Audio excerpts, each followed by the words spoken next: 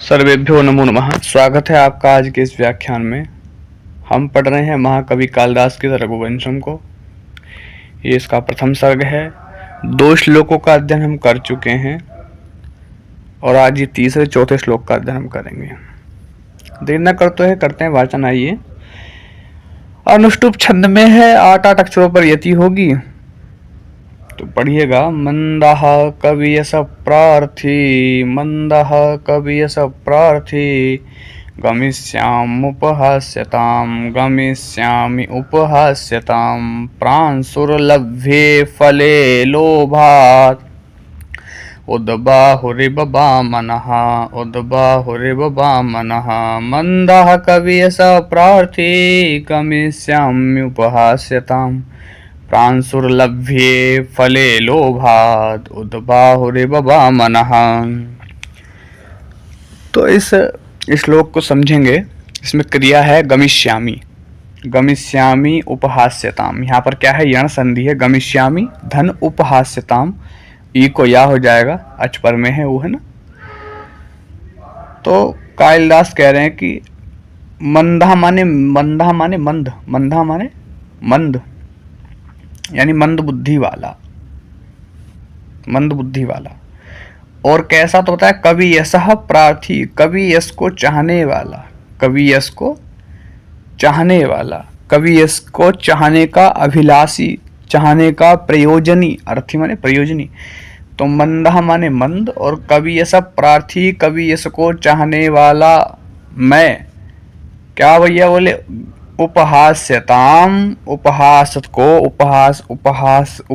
को गमिष्यामि माने जाऊंगा या प्राप्त होऊंगा। मैं मंद बुद्धि वाला कवि यश को चाहने की इच्छा करता हुआ, उपहास्यताम गमिष्यामि, हंसी को, उपहास को प्राप्त होऊंगा। क्यों? तो बताया भैया कि जो प्रांशुर्लभ्ये फले, प्रांशुर्लभ्य माने जो लंबे मनुष्य के द्वारा, लभ्य माने प्राप्त करने योग्य है, ऐसे फल के प्रति। जैसे उद्बाहु वामनः इव, उद्बाहु वामना इव, हाथ उठाए हुए, वामन माने बौने, इव माने तरह, बौने की तरह। क्यों हाथ उठाए? तो लोभात, लोभ के कारण, है ना। लोभात माने लोभ के कारण। तो इसमें ये बता रहे हैं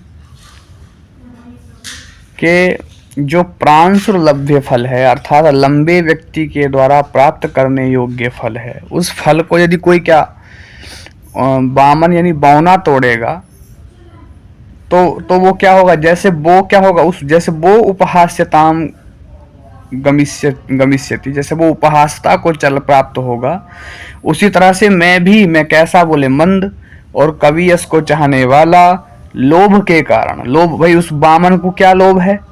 बौने को क्या लोभ है? कि मुझे फल मिल जाएगा। और मुझे क्या लोभ है? कि मुझे कवि यश मिल जाएगा। तो इस लोभ से मैं उपहास्यताम गमिष्यामि, उपहास्यता का पात्र बनूंगा। तो इस श्लोक का अर्थ आपको समझ में आया होगा कि मंदः माने मंद, कवि यश प्रार्थी माने कवि यश को चाहने वाला मैं कालिदास, उपहास्यताम गमिष्यामि, उपहास को प्राप्त होऊंगा। किसकी तरह? तो बताया उद्बाहु वामना इव, ऊपर हाथ उठाए बौने की तरह। भाई वो क्यों हाथ उठाए? बोले लोभात, लोभ के कारण, लोभ से। और किसमें लोभ है उसका? तो बोले प्रांशुर्लभ्य फले, उन्नत भुजाओं वाले लंबे मनुष्य के द्वारा जो लभ्य है, ऐसे फल में लोभ होने से, जैसे ऊपर हाथ उठाया हुआ वामन उपहास्यताम गमिष्यति, उपहास्यता का पात्र बनता है, ठीक वैसे ही मैं भी मंद और कवि यश को चाहने वाला उपहास्यता को प्राप्त होऊंगा। आपको श्लोक समझ में आ गया होगा। देखो ये लिखा भी है, कवि यश को चाहने वाला मंद बुद्धि, कवि यश को चाहने वाला मंद बुद्धि, मैं कालिदास उसी प्रकार हंसी को प्राप्त होऊंगा जैसे लंबे मनुष्य के प्राप्त करने योग्य फल को ऊपर हाथ और फैलाए बोने तोड़ने का प्रयत्न करते हुए हंसी का पात्र बनता है। तो श्लोक आप तक पहुंच गया होगा, इसका वाचन कर लीजिएगा।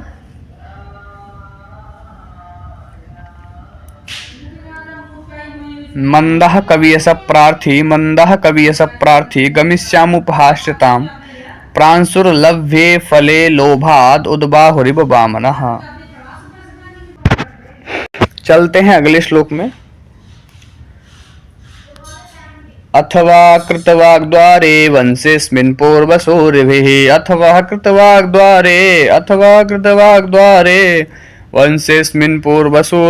वंशेऽस्मिन् पूर्वसूरिभिः मणौ वज्रसमुत्कीर्णे सूत्रस्यैवास्ति मे गति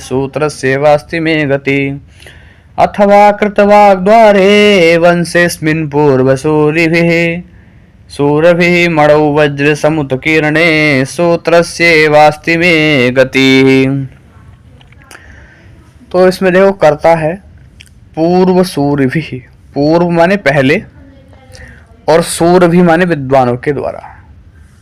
पूर्व सूर्यभिः माने पूर्व विद्वानों के द्वारा, पूर्व विद्वानों के द्वारा। अस्मिन् वंशे वाग्द्वारे कृतवाग्द्वारे, अस्मिन् वंशे कृतवाग्द्वारे। अथवा माने अथवा बता रहे हैं भाई, पहले तो बताया कि भाई मैं जो हूँ मंद हूँ, कवियस को चाहने वाला हूँ, तो मैं क्या करूँगा, उपहास्यता का पात्र बनूंगा, लोग मेरी हंसी उड़ाएंगे। जैसे एक बौने की हंसी लोग उड़ाते हैं, ये छोटा बौना ऊपर हाथ के हुए लोभ के कारण फल को, जो लंबे व्यक्ति के तोड़ने योग्य फल है, ऐसे फल को तोड़ने की इच्छा करता है। जैसे वह बौना व्यक्ति क्या होता है, उपहास को प्राप्त होता है, उसी प्रकार मैं भी उपहास का पात्र बनूंगा, ऐसा कह। फिर अथवा कृतवाग्द्वारे अस्मिन् वंशे पूर्वसूरिभिः, पूर्व विद्वानों के द्वारा, अस्मिन् वंशे, इस वंश में, कृतवाग्द्वारे कर दिया गया है वाणी रूपी द्वार। कृतवाग्द्वार माने कर दिया गया है वाणी रूपी द्वार। मतलब भाई ये जो हम रघुवंश का, जो हम रघु के वंश का जो वर्णन कर रहे हैं, इसमें पूर्व विद्वानों के द्वारा इस वंश में बाघ रूपी द्वार पहले ही कृता माने कर दिया गया है। इसीलिए मैं माने मेरी जो गति माने गति है, मेरी जो इसमें अब गति है वो कैसी, बोले सूत्रस्य इव अस्ति, सूत्र की तरह है मे गति। मे कालिदासस्य गति माने जो गति है वो सूत्रस्य इव अस्ति, अब सूत्र की तरह है।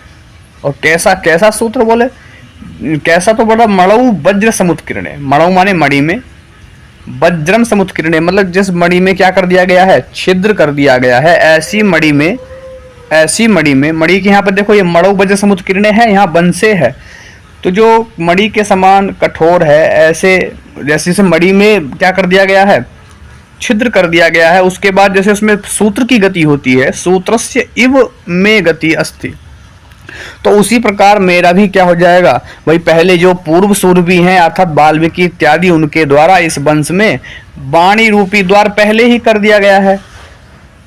रामायण की रचना करके उन्होंने जो है रघुवंश का वर्णन पहले ही कर दिया है। अब मेरे लिए बहुत सरल हो गया भाई, सरल हो गया। उसी को बताया कि मणौ वज्र समुत्कीर्ण, ऐसी मणि जिसमें छिद्र कर दिया गया है, जिसको उत्कीर्ण कर दिया गया है, उस मणि में सूत्र की भांति सूत्रस्यैव मे गति अस्ति, मेरी गति है। इसका देखिए हिंदी अर्थ ही लिखा हुआ है। अथवा वाल्मीकि आदि पूर्व कवियों ने सूर्यवंश पर रामायण आदि लिखकर वाणी का द्वार पहले ही खोल दिया है, अतः उसमें प्रवेश कर जाना मेरे लिए सरल ही है, जैसे बिधे हुए रत्न में धागे का प्रवेश करना सरल होता है। आप तक श्लोक पहुंच गया होगा। प्रिय पाठकों, आपको श्लोक कैसा लगा तथा व्याख्या कैसी लगी, आप कमेंट करके राय दीजिए। और इसी प्रकार की वीडियो पाने के लिए चैनल को सब्सक्राइब कीजिए, लाइक कीजिए। और जो व्यक्ति संस्कृत कंपटीशन की तैयारी करता हो, संस्कृत पढ़ता हो, उसके पास इसको शेयर कीजिएगा। वीडियो देखने के लिए बहुत बहुत धन्यवाद। मिलते हैं किसी अगली वीडियो में, तब तक के लिए नमो नमः।